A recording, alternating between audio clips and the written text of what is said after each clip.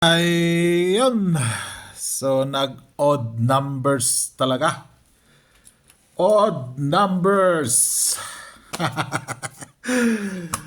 So, wala pa rin yung guide natin, ano? For 5 p.m., 9 p.m., ano? So, 9 p.m. tayo, update. Pumasok na si odd numbers. So, 719. So, may binigay ako dyan, target siya. Kaso, nag-focus siya sa double odd. Double odd at saka odd numbers kasi. Saka si even numbers at large sila. So 9 p.m. update tayo. Papasok kaya? Hindi pa nakakuha. Ano? Wala oh. 03458. Wala oh. Dalawang draws. Wala. Sa tingin nyo ba magmimiss ito?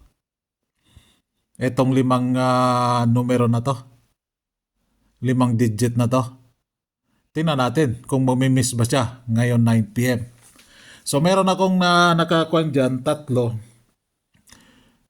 ano. So i-refresh ko lang muna sa inyo itong kuan natin. Hindi na pala tatlo yon kasi nandito pala yung isa. So dito yung isa, yan lang siya bukod tanging pwede para sa 9 p.m. ano. Bukod tanging pwede sa 9 p.m. Yay, hindi ka pa balik result. So si straight yung posting 1 papasok kaya nasa sa inyo na yan kung tatayain ninyo ano. So yan po ang probables niya sa posting 1. Posting 1 po ano. Yan mas maliwanag. So 0, 3, 4, 5, 8. So meron 5, may 8, 8. Eto wala. Kaya tinakpan ko na lang yan. May 5. Ayan, may 5. Nasa sa inyo na yan kung gusto nyong tayain yan para sa 9 p.m. only. Ito po yung posting 1 na matigas-tigas ng konti. Ano? Matigas pa kay Manang.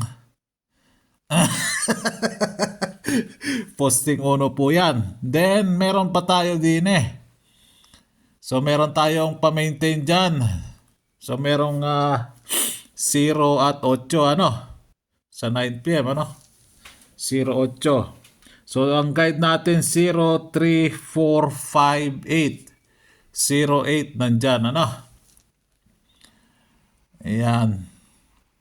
So, itong 99 na to, ewan na. Bilis-bilis na natin. Then, eto, tinakpan ko na si 5 p.m., ano? Matigas talaga. 74 draws bukas. 75 draws na siya. Kopo. Yari ka. Naloko na. So nilagay ko na yung top 5 ng 4 dyan. So ayan si 4 ano. Sa ending hindi kinuha. Sa 5 p.m. hindi din kinuha. 719. Odd numbers po yan. No? Bilis-bilisan natin. 9 p.m. posting 1 po tayo ano. So meron tayong eskalera dyan sa 9 p.m. Meron naman 8, 0, 3. Meron tayong 0, 4, 5, 8. So meron tayong 8 dyan.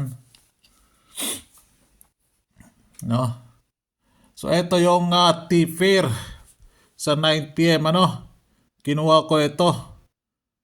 So meron bang 0, 3, 4, 5, 8 dyan. So kung wala dyan, wag nyo lang tayain ano.